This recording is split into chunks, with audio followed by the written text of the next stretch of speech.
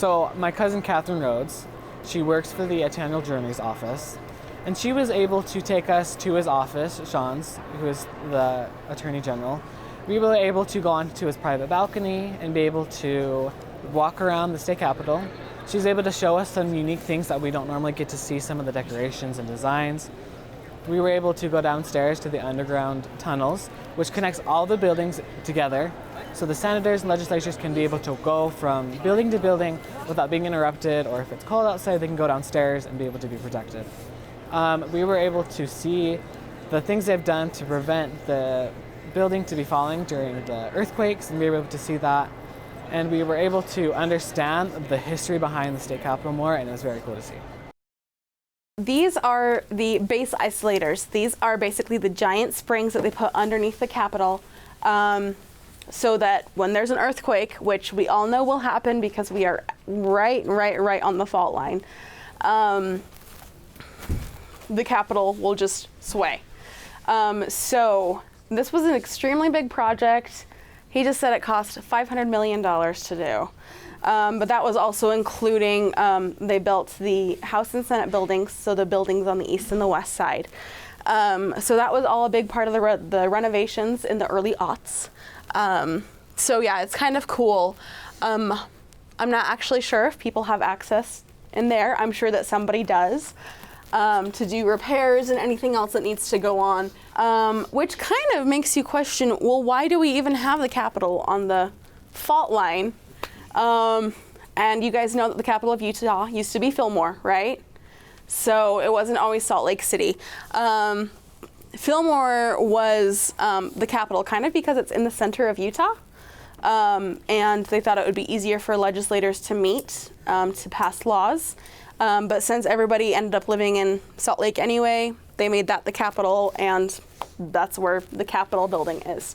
Our legislators are all part-time legislators. This means that they have full-time jobs outside of this. So during the legislative session, they basically take a break. It's 35 working days, actually. Not 35, 33 working days. So they only have 33 days to get everything done. And this means passing hundreds upon hundreds of bills. A lot of the bills are already written before the session starts, but none of them are allowed to be passed. So at midnight on the last day of the session, they have to stop passing bills. It's a law. But before, they have been known to cover up the clock with a piece of cloth and pretend like they have no idea it's midnight and just keep working. But usually they do stop on time. And then once that happens, there is a giant party until about 4 o'clock in the morning. I've stayed for those parties sometimes. I actually was the person in charge of the Senate party, oh gosh, in 2013. So I, ran a party at 1 o'clock in the morning for all the senators, and it was fun. Because you know what? They don't get a lot of fun. They don't get a lot of sleep. Okay, side. So yeah, they try to have a little fun while they're doing it. Do you guys know who your legislators are? One of them's Mike McKell, right? Who? McKell? Yes. McKell. I think your senator is Senator Henderson. They're both awesome. I love McKell. I love Henderson. They're both legit. And I would actually probably tell you if I didn't like them, but I do. I really like both of those people. They are fantastic. They write wonderful laws, and they are willing to cooperate and listen to experts. You guys will notice that there are a lot of lobbyists up here. Do you guys know what lobbyists do? They try and persuade. Yes. Yes, so they try to persuade legislators to vote a certain way on a certain bill or to rewrite certain parts of a bill. A lot of them aren't lobbying for stuff that they're passionate about. They're lobbying for something that someone has paid them a lot of money to do. So you will see that there are lobbyists for, IHC. There are lobbyists for special interest groups. And essentially during the legislative session, that's what our job is too. So we are telling legislators what we think is a good idea to pass, what is not a good idea to pass. And of course, these guys are, welcome to vote however they will on the bills. But a lot of them are really willing to listen to experts on the subject matter. And we are experts on some of these bills. Some of them aren't willing to listen. Some of them just want to do what they want to do, and oh well. But a lot of the lobbyists up here are actual experts. They have done their research. There are hundreds upon hundreds of bills coming out every legislative session. It is impossible for a legislator to read them all. Some of them are hundreds of pages long. So they have to rely on the expertise of others, and they have to trust other people. There are always summaries written on the first page of the bill, letting them know what the bill actually does. So nothing really escapes their notice. But it is important for them to rely on other people to help them understand how important the bill is. So you guys will notice that legislators spend a lot of their time up here during the session. So the first meetings start at 8 o'clock in the morning, and right now they go about until 6 o'clock. However, in the later parts of the session when they're trying to complete bills, how's it going? Good night. Good night. They will stay until 10 o'clock at night or midnight during the last 2 weeks to get stuff done. As a result, they don't get to go home to their families much. They don't get to do, they don't get to keep themselves healthy. That's why we have a gym. So down here, there is actually a gym that actually anybody can get a pass to. You just have to pay the capital a fee. There is a 2-hour break every day from noon to 2. Sometimes they hold caucuses, and sometimes there are important meetings over the breaks.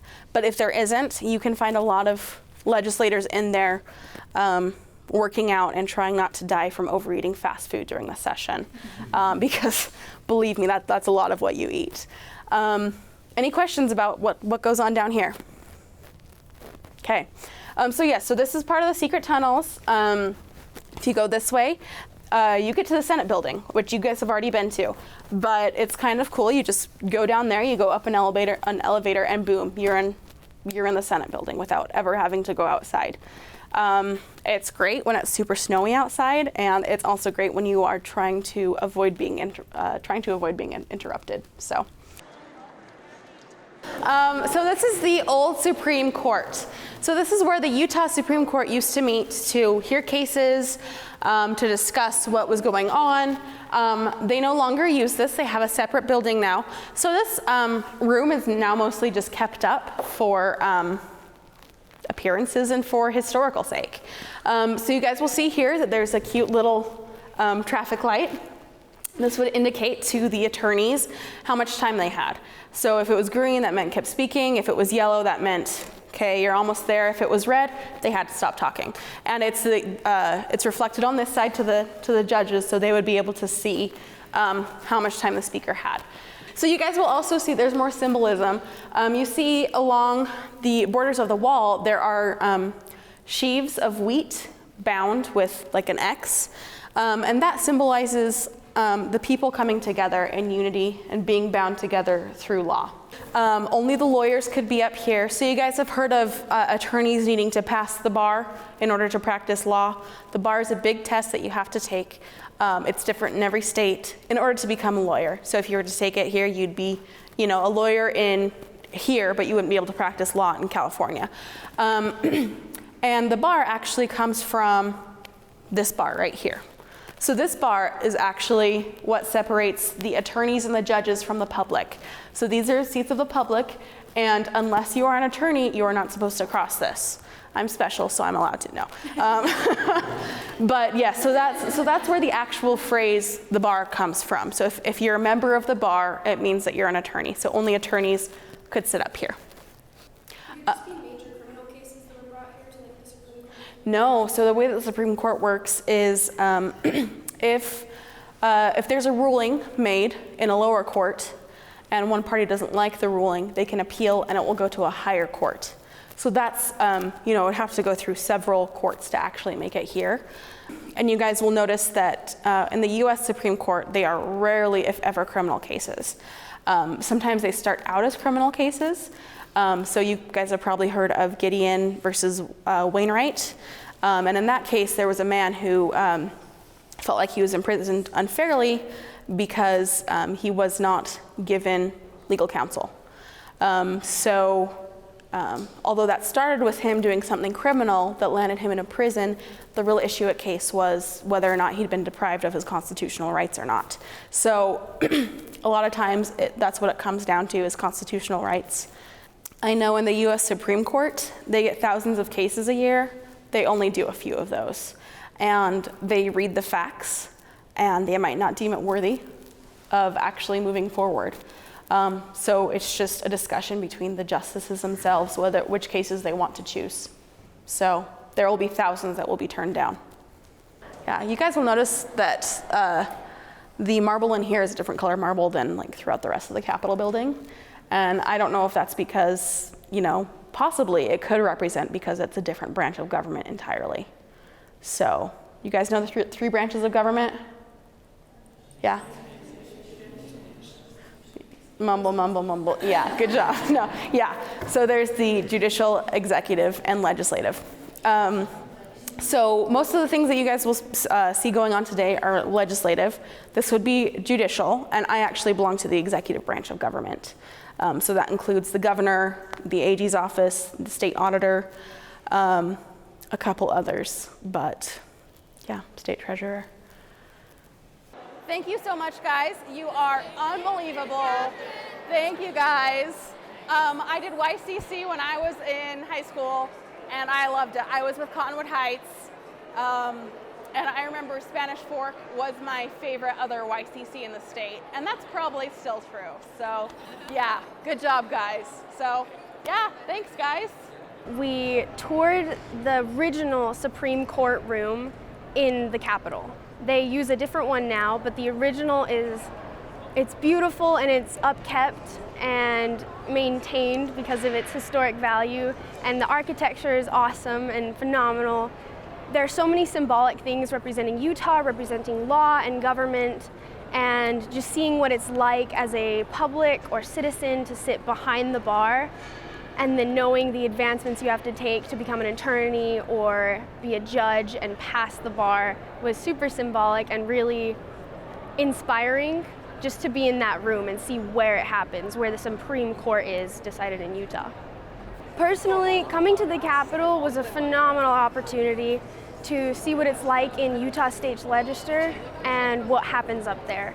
It's something that I want to go into, and being on U City Council is just super fun and provides me with opportunities to understand what happens in our decision making.